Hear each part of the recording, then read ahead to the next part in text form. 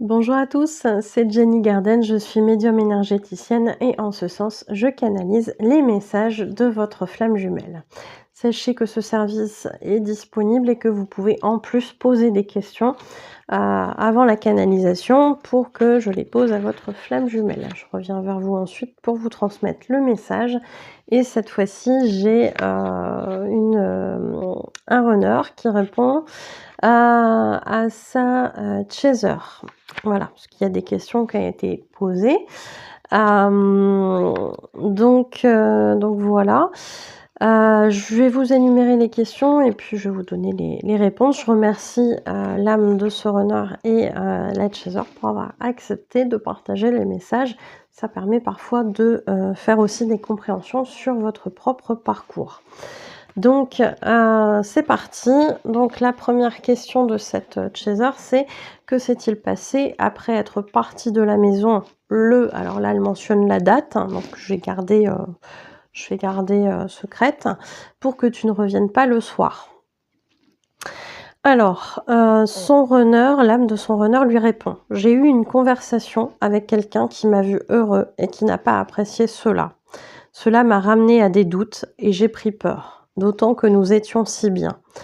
J'ai eu peur que tu me rejettes ensuite, j'ai préféré prendre mes distances pour ne pas souffrir. Bon, là on est typiquement dans un comportement de runner qui sort de chez cette chaser. Ils ont passé un moment très apprécié, voilà, très agréable ensemble, qui a fait monter les vibrations du runner, etc., qui lui a amené plein de choses au niveau énergétique, plein de choses positives. Et finalement, quand il perçoit, il en discute, discute de quelque chose avec quelqu'un d'extérieur, et finalement, cette personne qui le voit heureux par rapport à cette chaser, eh bien, ça ne lui plaît pas. Hein, on parle régulièrement des tierces, je vous invite à aller voir les vidéos sur les tierces. C'est pas évident.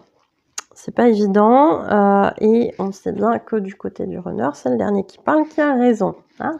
Donc, je vis quelque chose de vachement bien avec ma chaser, mais derrière, j'ai quelqu'un qui arrive et qui me fait douter. Alors, il en faut pas grand-chose, hein, puisque les peurs, elles sont là chez le runner. Donc, il faut pas grand-chose. Il faut appuyer sur un petit bouton et puis bim, la machine, pour faire un retour arrière, eh bien, elle se met en route. Et derrière, effectivement, des doutes, des peurs, etc. Et ça remet en place cette peur, notamment du rejet, qui est très très forte chez le runner, et qui se dit: oh, ouais, mais comme je doute, en fait, peut-être que ma chaser, après, derrière, elle va me rejeter, elle va plus vouloir de moi, et du coup, j'ai pas envie de souffrir. J'ai pas envie de souffrir, et souvent, ils ont pas envie de nous faire souffrir non plus. Hein. Donc, voilà ce qui s'est passé. Alors, deuxième question, comment entrevois-tu les choses par rapport à ton passé? Ici, l'âme du runner répond: j'ai peur de reproduire les mêmes schémas qu'avant, ceux qui m'ont fait souffrir. J'ai peur d'aimer, d'ouvrir de nouveau mon cœur pour qu'il finisse ensuite en charpie. Je n'ai pas envie de prendre le risque de souffrir de nouveau, surtout avec toi. Je ne le supporterai pas. Bon, effectivement, chez le runner, il y a beaucoup cet aspect-là. J'ai peur de reproduire les schémas du passé, j'ai peur de ressouffrir de nouveau. Ouvrir son cœur, c'est déjà compliqué à la base. Et puis, quand on a souffert, c'est encore plus compliqué, c'est encore plus difficile, et ça se conçoit. Et derrière, ce qu'il évoque ici, c'est que d'autant plus si c'est cette chaser qui le fait souffrir, si elle le rejette, eh bien ça va être très très très compliqué pour lui de survivre à ça, de supporter ça, ce qui est pas forcément la même chose avec une tierce, et c'est souvent pour ça que d'ailleurs que les runners se dirigent vers une tierce, parce que ça serait moins souffrant si ça marche pas. Alors, questions 3 et 4 qui sont répondues en même temps. Donc la question 3, c'est: es-tu malheureux de ne plus être à mes côtés et que ressens-tu? La question numéro 4. Alors, l'âme du runner répond: non. Là de suite, je ressens une forme de soulagement car je ne me sens plus en sécurité émotionnelle. Je me sens plus en sécurité émotionnelle. Donc le fait de ne plus être avec son chaser lui retire une certaine forme de pression, et ça lui permet de se sentir plus en sécurité, parce que loin de son chaser, il n'y a pas le risque qu'elle le rejette. Cela, d'une certaine façon, me fait du bien.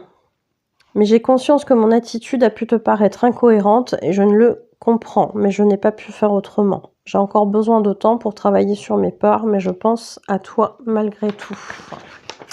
Donc vous voyez, hein, on a ici cette notion de je me sens pas en sécurité quand je suis à côté de toi, parce que bah oui, il y a le risque d'être rejeté et de souffrir. Donc ça, c'est compliqué pour un runner. Et ça permet cette séparation, on va dire ça comme ça, ça permet d'être loin, d'éviter ce risque et du coup d'être plus en sécurité. Donc forcément, on est dans des émotions qui sont plus faciles à gérer. Malgré tout, hein, il y a des prises de conscience que le comportement qu'il a pu avoir avec cette chaser peut parfois effectivement être incohérent, mais c'est pas possible de faire autrement sur l'instant parce que les peurs prennent le dessus. Donc ce qui explique les fameux allers-retours, hein, je suis attirée par mon chaser quand je suis un runner et quand on est là, on passe des moments qui sont sympas, etc. C'est chouette. Quand le chaser n'est plus à côté, ça retire une certaine pression, c'est plus facile à vivre, mais il y a aussi des peurs parfois qui peuvent ressurgir parce que ce qu'on a vécu juste avant avec son chaser, c'est très intense au niveau émotionnel. Compliqué, hein, tout ça. Donc ici, il évoque effectivement cette notion de devoir travailler sur ses peurs, ce qui n'empêche pas, bien évidemment, les pensées envers son chaser. Alors, question 5. Souhaites-tu revenir avec moi afin que l'on soit heureux ensemble?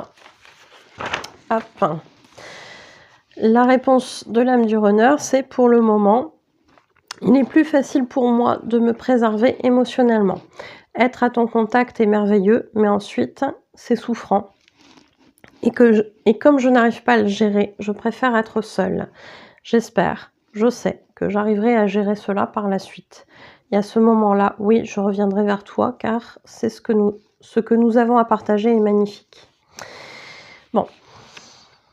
Il y a une conscience au niveau de l'âme que la finalité, visiblement, est la réunion sentimentale entre ces deux flammes jumelles. C'est tout ce que je leur souhaite. Si ça doit se passer comme ça, alors tant mieux. Par contre, ce qu'il évoque ici, c'est que pour l'instant, effectivement, il va se prioriser dans le côté sensation de sécurité. Et pour l'instant, ça passe par le fait d'avoir pris une distance avec son chaser, parce que émotionnellement, c'est trop difficile à gérer pendant un temps. Il y aura effectivement moins de peur par la suite, et c'est là effectivement qu'il y aura possiblement cette réunion, quand les peurs auront été éradiquées du côté du runner. Alors, il n'y a pas que ça, hein. Il y a aussi le boulot du chaser, on est d'accord. Mais en tout cas, dans le message, c'est la réponse qu'il transmet. Alors, hop. Ensuite, question 6. Est-ce que un tel te montre la tête contre moi en te tirant vers le bas? L'âme du runner répond. Oui, elle ne s'en prive pas. Elle plombe mes énergies et m'en vide. Sa présence est lourde, cela me fatigue et me fait tomber dans mes peurs par rapport à toi et à nous. Elle ne souhaite pas que je me mette en couple avec toi et il y a une forme de rivalité qui normalement ne devrait plus être présente. Je n'arrange pas les choses en n'osant pas la confronter et m'affirmer face à elle. Cela évoluera. Bon, là clairement on parle d'une tierce qui a été une tierce sentimentale à un moment donné, qui reste une tierce du côté du runner, une ex certainement, voilà. Donc, d'où ce qu'il évoque ici, c'est qu'il y a une forme de rivalité. Il y a une forme de rivalité et du coup cette tierce, donc on peut supposer qu'il y a encore un karma à régler entre le runner et cette tierce, ce qui est souvent le cas, mais il y a aussi parfois des karmas à régler entre la tierce du runner et le chaser. Et il peut y avoir aussi cette configuration dans l'autre sens. Donc la tierce du chaser qui peut avoir un karma avec le runner ou avec son chaser, bien évidemment, avec le chaser. Ça se travaille dans les soins, au niveau karmique. Ça, c'est des choses qu'on va régler, ensemble. Donc si vous êtes intéressé, n'hésitez pas à me contacter par rapport à ça. Mais ici, on sent, hein, du côté du runner que lorsqu'il est en contact avec cette personne, et c'est possiblement la personne dont il parlait au départ avec la question 1, il sent que c'est lourd. Il sent que l'énergie avec cette personne est lourde. Donc il doit y avoir une ambiance très particulière. Il le dit, ça le fatigue parce que cette personne, en fait, doit être un petit peu, vampire énergétique. Donc il y a aussi des vidéos, hein, sur les vampires énergétiques. N'hésitez pas à aller les voir si vous souhaitez. Et les vampires énergétiques, effectivement, les tierces sont souvent, effectivement des personnes qui vont vider l'énergie du runner. Il y a aussi ce phénomène-là chez les chasers, mais là, on parle du message. Donc, le runner, il sent que les contacts avec cette personne amènent de la fatigue, le fait d'être vidé énergétiquement parlant, etc., etc. Et une forme d'influence, encore une fois, puisque cette personne ne souhaite pas que le runner se mette en couple avec son chaser. Donc, il le reconnaît ici au niveau de l'âme. Est-ce qu'il le reconnaît dans la matière avec son ego, son mental? Ça, c'est encore autre chose. Mais au niveau de l'âme, il évoque le fait qu'effectivement, pour l'instant, il n'ose pas encore s'opposer à elle, s'affirmer face à elle et la confronter dans le côté c'est pas tes affaires, je fais ce que je veux en fait. Hein. Bon, ça arrivera à un moment donné. Effectivement, le runner, à un moment donné, met ses limites aussi et a suffisamment de force, a récupéré suffisamment de force et de confiance en lui pour se faire passer en priorité, faire passer ses besoins en priorité. Et on voit un petit peu bouler les gens toxiques autour de lui. Donc ça, c'est une bonne chose, mais ça prend du temps. Alors, la question 7, est-ce que un tel numéro 2 te montre la tête contre moi en te tirant vers le bas? Ici, l'âme du runner répond. Oui, bien sûr, même si ce n'est pas ma volonté première en... Oh, pardon, je me suis trompée de paragraphe, c'est la question d'après ça. Un tel numéro 2 fait comme un tel numéro 1, elle limite. Elle aimerait que je reste seule pour qu'elle puisse m'avoir rien qu'à elle. Je précise le contexte, c'est sa fille. Il y a de la jalousie envers toi, donc envers son chaser, en termes de temps que tu pourrais lui prendre avec moi. Donc on voit que même les enfants parfois peuvent être des tierces, des énergies négatives sur le lien. Bon là visiblement on a l'enfant qui fait comme l'ex, hein, comme la maman. C'est compliqué, mais ça fait partie des choses qui peuvent arriver sur un parcours de flamme jumelle. L'enfant peut être un allié ou une énergie négative. Et ici, visiblement, c'est le cas. Bon, ça apparaît plus léger que la maman, hein, mais on sent qu'il y a une forme de rivalité, de jalousie par rapport effectivement au temps qui pourrait être passé avec cet untel numéro 2, cet enfant, et finalement le chaser. Comme s'il fallait partager en fait ce temps avec l'un ou l'autre et que voilà, il ne pouvait pas y avoir du temps de qualité avec les deux. Donc c'est des choses qui peuvent s'arranger aussi par la suite quand le runner impose en fait ce qu'il souhaite dans sa vie. Effectivement, ici, un enfant, il n'a pas à donner son avis en fait sur ce que fait son parent, sauf à partir d'un certain âge, mais ça c'est encore autre chose. Le parent décide de ce qu'il fait et de ce qui est bon pour lui. Et souvent, effectivement, il y a un schéma de sacrifice du runner envers ses enfants quand il y a des enfants. L'enfant peut être un frein aussi au parcours de flamme jumelle. Alors, question numéro 8 et dernière question. Est-ce que tu te fais du mal en buvant de l'alcool?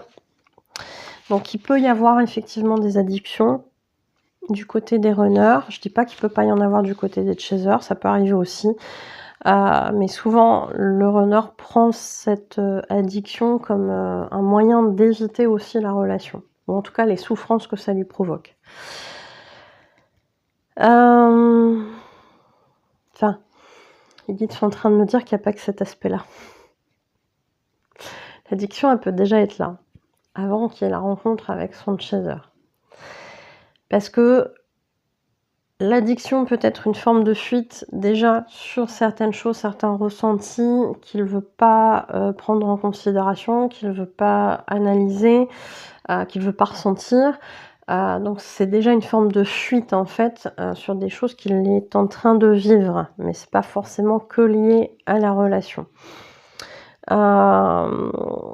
Mais la relation peut aussi les faire replonger dans certaines choses parce que la relation de flamme jumelle va faire remonter des choses à la surface que le runner n'a pas envie de voir, de penser, etc. etc. hein.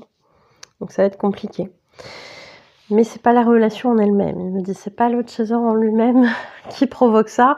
Ils sont très précautionneux les guides parce que je pense qu'il faut pas que vous culpabilisiez de ça non plus. Les chasers, si c'est des choses que votre runner vit, vous n'êtes pas la source de ses problèmes. La source de ses problèmes, c'est tout ce qu'il a occulté et qu'il veut pas affronter. C'est pas la même chose. Alors oui, vous allez réveiller ça indirectement, mais vous n'êtes pas la cause de ses problèmes. Donc la réponse du runner, c'est oui, bien sûr, même si ce n'est pas ma volonté première en m'alcoolisant. Donc la question, c'était quoi? J'ai perdu le fil. Est-ce que tu te fais du mal en buvant de l'alcool? Oui, donc c'est pas sa volonté première.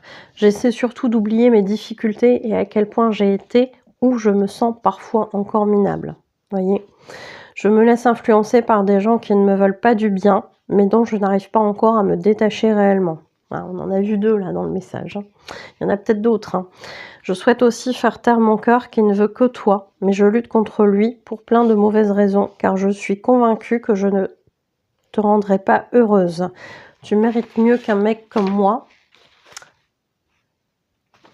Et c'est tout. Après, ça passe au... Je pensais qu'il y avait une suite.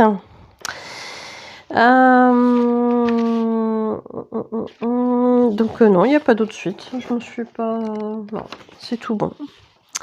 Tu mérites mieux qu'un mec comme moi. Donc souvent, effectivement, le runner, il a une mauvaise image de lui. Alors, c'est pas... il a été conditionné comme ça, à penser ça via sa blessure de rejet, parce que, voilà, quand il s'affichait de manière normale, authentique, au départ devant la famille, devant les parents, il était rejeté. Il n'était pas aimé comme il aurait dû l'être. Et effectivement, il va se construire avec ça, avec l'idée qu'il faut mettre un masque, ce qui fait qu'on l'aime pas pour lui. Donc forcément, bah, je suis pas quelqu'un d'intéressant, etc. Bon, il va prendre le contre-pied avec son faux self, qui va l'amener à paraître très à l'aise en public, etc. Très confiant en lui-même et compagnie, sauf que c'est, pardon, mais que du vent. Donc, à l'intérieur, il y a quelque chose qui dit je peux pas m'afficher comme ça, je suis pas quelqu'un de bien en fait. Donc il y a une perte de confiance, il y a plein de choses comme ça. D'où le côté aussi, bah, je suis minable, je me sens minable, j'ai été minable. Et quand on se répète ça à longueur de temps, et bien effectivement, on finit par agir de manière bah, pas forcément super adaptée aux autres, etc. Et y compris du coup envers son chaser. Donc, on se pense pas bien, on va agir d'une mauvaise façon parce qu'on est tellement conditionné à ça que le comportement, il va suivre. Et derrière, ça vient confirmer, c'est une forme d'auto-sabotage, parce que la personne qui va recevoir ce comportement, ces paroles-là, etc., bah, va effectivement venir confirmer par le fait de pas être contente de ça, que c'est pas approprié comme comportement. Donc ça vient valider la croyance d'auto-sabotage du runner, qui trouve finalement un certain confort. Puisque comme il a la peur de rejet, si on le rejette, bah, du coup, il n'y a pas besoin de souffrir. Alors ça, c'est ce qu'il pense. En vrai, c'est quand même douloureux. Mais ça l'est moins que s'il se fait rejeter. S'il accorde sa confiance, s'il y va tranquillement, etc. Si on le rejette, là, ça sera encore plus douloureux. Donc finalement, il vaut mieux s'auto-saboter, auto-saboter ses relations, et souffrir un petit peu plutôt que souffrir beaucoup, beaucoup, beaucoup. Et avec le chaser, ça serait souffrir énormément.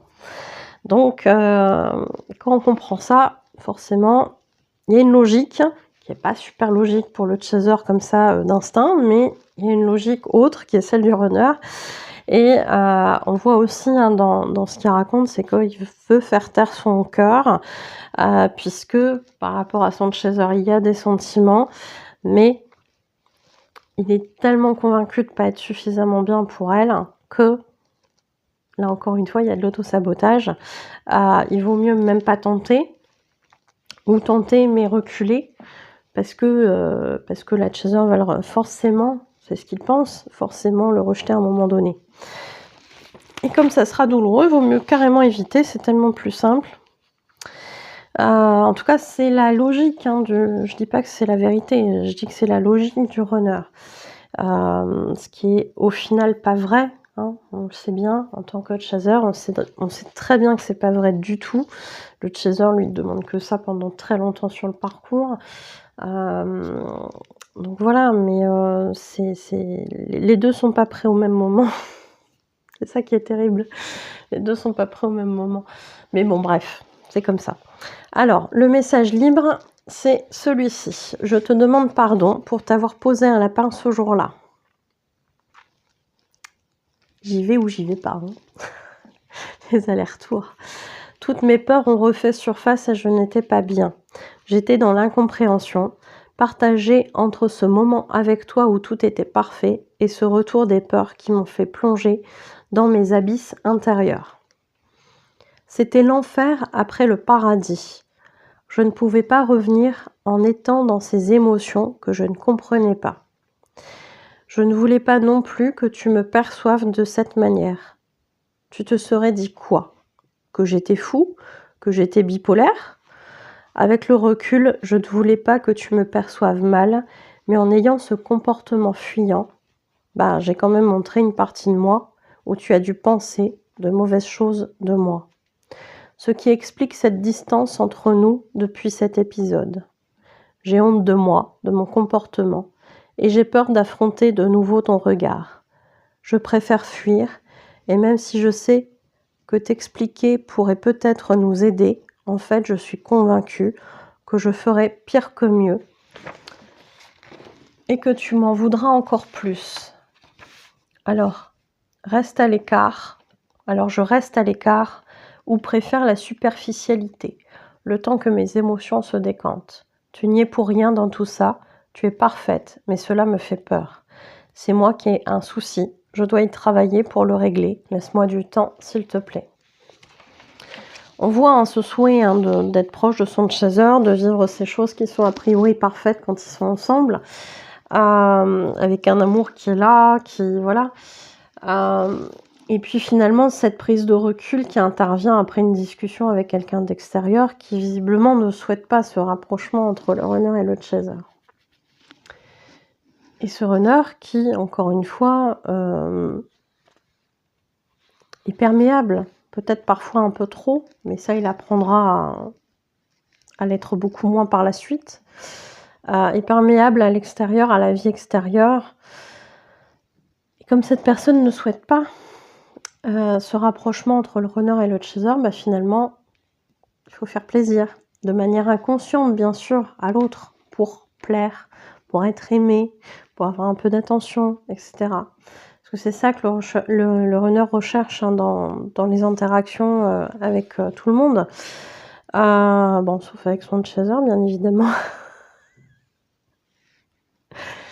Mais voilà, vous l'aurez compris. Et du coup, on comprend cette ambivalence, puisque d'un seul coup, il vit un truc super bien. C'était le paradis, c'est devenu l'enfer d'un coup. Je sors, je tombe sur quelqu'un qui est contre cette relation. Ça m'amène des doutes, parce que peut-être que la personne a la raison aussi. Et puis souvent, ce qui se passe, c'est qu'avec les énergies toxiques qu'il y a autour, c'est qu'on va tout faire pour que le runner il se dise que le chaser est quelqu'un de mauvais, etc., qu'il faut pas aller dans cette relation, que c'est mauvais pour lui, etc. Enfin, ils vont en faire des caisses. et le runner va retomber dans ses doutes, dans ses peurs, etc. Donc tant qu'il les aura pas travaillés, effectivement, ça risque d'être compliqué. Et du coup, quand on est un runner, comment on fait? Parce que d'un seul coup, on tombe, on était très haut, d'un seul coup, on tombe très bas en termes d'émotions, de peur, parce que la peur, c'est ce qui vibre le plus bas, en fait, hein. Comment revenir vers son chaser en étant dans ces émotions-là? Je rappelle que le runner, c'est quelqu'un qui n'aime pas être vulnérable, perçu comme étant vulnérable. Là, il ne se voyait pas revenir avec ses peurs, donc dans un état de vulnérabilité. Il faut surtout pas déjà le montrer aux gens, mais alors devant le chaser, c'est encore pire, c'est encore moins ça, il faut encore moins le montrer. Donc, qu'est-ce qui est le plus approprié à ce moment-là? C'est la fuite. C'est la fuite, c'est la prise de distance, c'est comment la personne va me percevoir. Alors déjà en fuyant, le chaser il comprend pas hein, déjà. Hein. Alors là, silence radio, fuite, superficialité, alors que le moment était idéal. Je vous le dis, les runners, on comprend pas du tout. Effectivement, même là, vous pouvez passer pour des bipolaires sans forcément développer ce qui s'est passé derrière. Mais voilà, ça reste des ressentis. On sait bien après, quand le chaser a travaillé sur lui, qu'il a commencé à faire des compréhensions aussi sur le fonctionnement du runner, que on est amené aussi à comprendre ces choses-là. Donc, encore une fois, l'authenticité, c'est pas mal. La communication, c'est pas mal. Encore faut-il le vouloir, encore faut-il y être prêt à accepter que l'autre n'est pas son ennemi et qui peut effectivement vous aider, même si vous avez envie de vous débrouiller tout seul. Donc tout dépend encore une fois de ce curseur et où est-ce qu'on le met quand on est un runner. Est-ce qu'on a envie effectivement d'être authentique et de mettre des chances pour que la relation fonctionne, ou est-ce qu'au contraire on est encore beaucoup trop dans les peurs et l'auto-sabotage pour réussir à aller vers ce qui nous rend heureux? Ça, c'est encore d'autres choses. Cheminement. Il n'y a que ça, hein. Il n'y a que le cheminement, il n'y a que le travail sur soi qui pourra faire que les décisions seront différentes de celles prises dans le passé. Et effectivement, il le dit, pour ça, il a besoin de temps, il a besoin de travailler sur ses peurs, sur pas mal de soucis qu'il a en ce moment. Et tout ce qui est retour à la superficialité, le silence, etc., va lui permettre de décanter ses émotions. Donc, c'est vrai que du côté de chaser, c'est très incompréhensible, mais quand on comprend ça, après, on est beaucoup plus apte à lâcher aussi le runner, entre guillemets, à lâcher le runner dans le sens où on sait que voilà, là, quand il vit un truc pas facile, voilà, il est parti dans sa grotte, on le laisse dans sa grotte, quand il revient, et puis c'est tout. Du côté du chaser, on a tendance au départ, en début de parcours, quand on n'a pas compris les agissements du runner, à essayer de comprendre justement. Et en essayant de comprendre, on va le questionner, on va être un petit peu sur son dos, etc. Et finalement, ça va pas être une très bonne chose parce que ça va rajouter de la pression sur des émotions qui sont déjà débordantes. Et on fait fuir encore plus son runner en faisant ça. Donc, chacun a des choses à comprendre dans cette relation sur le fonctionnement de l'autre et chacun doit aussi un peu ajuster ses comportements pour amener une relation beaucoup plus épanouissante et beaucoup plus dans la compréhension l'un de l'autre pour réussir à faire avancer cette relation. Si c'est le souhait des deux, bien évidemment. Voilà, j'espère que ça vous aura aidé. N'hésitez pas à partager également vos parcours, qu'est-ce que vous en pensez, etc. Et puis, merci pour votre écoute. Je vous souhaite une belle journée ou une belle soirée. Et je vous dis à bientôt. Prenez soin de vous.